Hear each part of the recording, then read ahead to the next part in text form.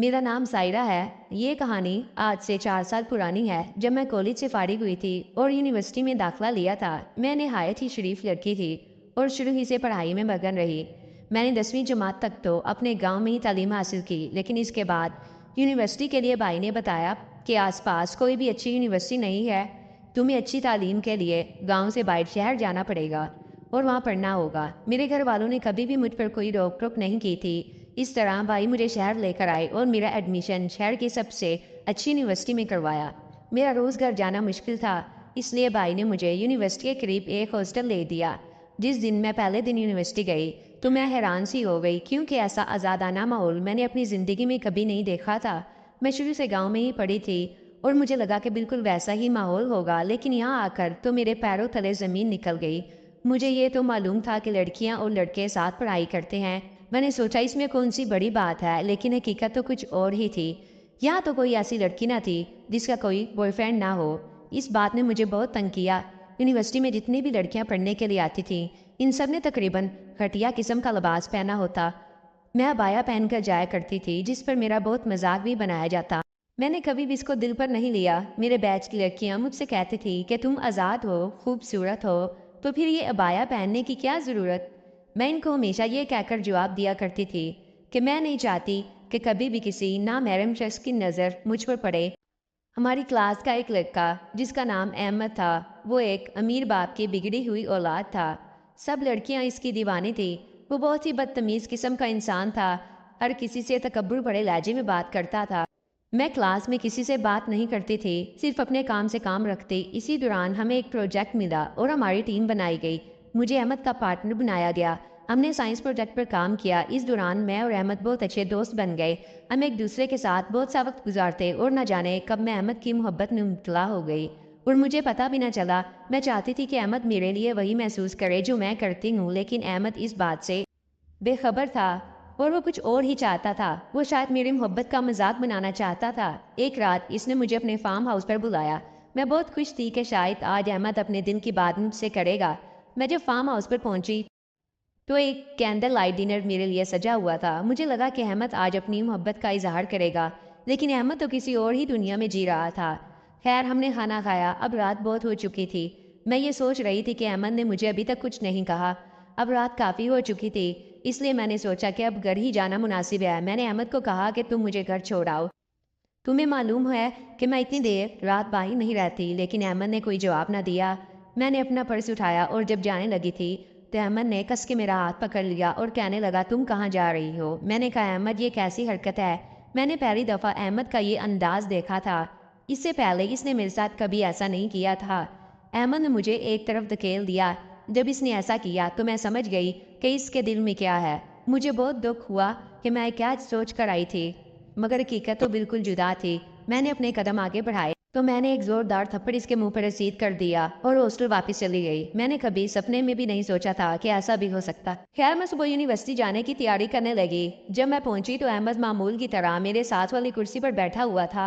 मैं चुपचाप जाकर बैठ गई। अहमद ने मुझसे कहा कि मुझे तुमसे कोई बात करनी है, लेकिन मैंने गुस्से में बोलते हुए कहा, मुझे तुमसे कोई बात नहीं करनी। जब छुट्टी हुई तो मैं वापस जा रही थी कि अहमद ने मेरा रास्ता रोक लिया और मुझसे माफ़ी मांगने लगा। मिन्नत करने लगा कि मुझे माफ़ कर दो, मैं ऐसा नहीं हूँ। मैंने इसकी बातों को इग्नोर किया और अपना रास्ता लिया। खैर, इस तरह 3 हफ्ते गुजर गए। एक दिन मेरी एक दोस्त के घर पार्टी थी। अहमद भी वहाँ मौजूद था, लेकिन मैंने इसे इग्नोर किया और दीगर दोस्तों के साथ मसरूफ़ हो गई। मैं ताज़ा हवा खाने के लिए छत पर जा रही थी, लेकिन जब मैं ऊपर पहुंचने लगी तो मुझे किसी के रोने की आवाज़ें आ रही थी। मैं काफ़ी हैरान हुई। जब मैं ऊपर पहुंची तो अहमद चारपाई पर बैठा रो रहा था। जब मैंने इसको देखा तो मैं वापस नीचे जाने लगी। अहमद ने मुझे रोक लिया और घुटनों के बल बैठकर मुझसे माफ़ी मांगना शुरू कर दी।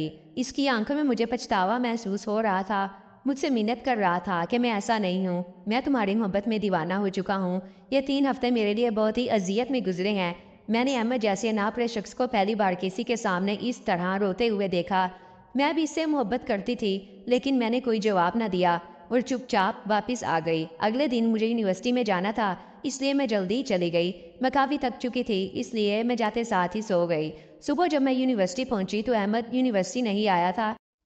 मैंने सोचा, चलो आज मुझे कोई तंग करने वाला नहीं है। अगला दिन इसी तरह ही गुजर गया। तीसरे दिन भी अहमद ना आया। अब मुझे थोड़ी फिक्र हुई, ना जाने क्यों अभी भी मेरा दिल अहमद के लिए ही धड़कता था। ये सच है कि मैं इससे मोहब्बत करती हूँ, लेकिन इस हादसे की वजह से अहमद पर मेरा यकीन उठ चुका था। जिस तरह इस रात वो रो रहा था, शायद वो बदलने की कोशिश कर रहा है। ये सवाल बार बार मेरे ज़हन में आ रहे थे। मुझे पूछने पर पता चला कि अहमद पार्टी वाली रात से गायब है और इसने अपने आप को कमरे में बंद कर लिया है। जैसे ही मुझे ये पता चला, पहले तो मैंने सोचा मुझे इससे क्या, लेकिन मेरा खुद पर कंट्रोल ख़त्म हो गया। शाम को मैं इसके घर चली गई। इसके भाई ने बताया कि वो किसी के कहने पर दरवाज़ा नहीं खोल रहा। आपके कहने पर भी नहीं खोलेगा, आप बस वक्त ज़ाया कर रही हैं। भाई को पता नहीं क्या हुआ है। वो ये कहकर चला गया। मैंने दरवाज़ा खटखटाया तो एक ज़ोरदार आवाज़ आई, मुझे अकेला छोड़ दो, कितनी बार कहा है, मुझे तंग मत करो। मैंने अहमद को बताया कि मैं सायरा हूँ। अहमद ने मेरी आवाज़ सुनते ही दरवाज़ा खोल दिया और कहने लगा, सायरा तुम यहाँ क्या कर रही हो? मैंने इसको बताया कि तुम हफ्ते भर से यूनिवर्सिटी नहीं आए हो और घर में अपने आप को बंद कर लिया है, किसी से बात नहीं कर रहे हो, आखिर तुम्हें क्या हो गया है? तो वो कहने लगा कि तुमसे मिलने से पहले मेरी ज़िंदगी बहुत ख़राब चल रही थी, लेकिन जब से तुम मेरी ज़िंदगी में आई हो, मेरी ज़िंदगी में खुशियाँ लौट आईं, लेकिन लगता है मेरे नसीब में अच्छे दिन नहीं हैं। देखो मैंने अपने हाथों क्या कर दिया। अहमद की आंखों में मुझे दिखाई दे रहा था कि वो किस कदर अपने किए पर पछता रहा है। मैंने अहमद को कहा, मैंने तुम्हें माफ़ कर दिया है, बस अब तुम अपनी नॉर्मल लाइफ में वापस आ जाओ और अपनी पढ़ाई पर तवज्जो दो। तुम्हें मालूम है ना कि तुम्हारी तालीम कितनी ज़रूरी है। अहमद ने ऐसा ही किया। अगले दिन वो यूनिवर्सिटी आ गया और इसने मेरा शुक्रिया अदा किया कि इसके दिल से बहुत बड़ा बोझ हल्का हो गया है। अब कुछ वक्त के बाद अहमद बहुत ही बदल गया था। इसने अपनी तमाम बुरी आदतों को छोड़ दिया और एक अच्छा इंसान बनने की पूरी कोशिश कर रहा था। मैं भी इससे मुतासिर हुई। एक दिन अहमद ने मुझे अपने घर पर बुलाया, तो जब मैं घर गई तो घर को बहुत अच्छी तरह से सजाया हुआ था, शायद कोई फंक्शन था। अहमद ने मेरा इस्तकबाल किया। मैंने अहमद को कहा, खैर है, ये इतनी सजावट किस लिए? तो अहमद ने कहा, तुम्हारे लिए एक सरप्राइज़ है। जब हम दोनों अंदर गए, अहमद घुटनों के बल बैठ गया और मुझसे कहने लगा, सायरा मैं तुम्हें बहुत पसंद करता हूँ। जब से तुम मेरी ज़िंदगी में आई हो, तुमने मुझे बदल कर रख दिया है। मैं चाहता हूँ कि मैं सारी ज़िंदगी तुम्हारे साथ ही गुजारूँ। मैं तुमसे शादी करना चाहता हूँ और तुम्हें अपनी बीवी के रूप में सारी ज़िंदगी अपने पास रखना चाहता हूँ।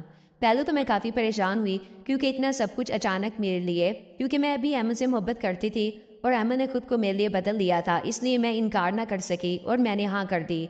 तालीम मुकम्मल करने के बाद अहमद ने अपने वालिद के बिजनेस को संभाल लिया। मैं भी अपने पैरों पर खड़ी हो चुकी थी। अहमद अपने घर वालों के साथ मेरा रिश्ता लेने के लिए मेरे घर आया। मैं भी राज़ी थी, इसलिए मेरे घर वालों ने हमारी रजामंदी को देखते हुए हमारी शादी के लिए राज़ी हो गए और हम हंसी खुशी अपनी ज़िंदगी गुजारने लगे।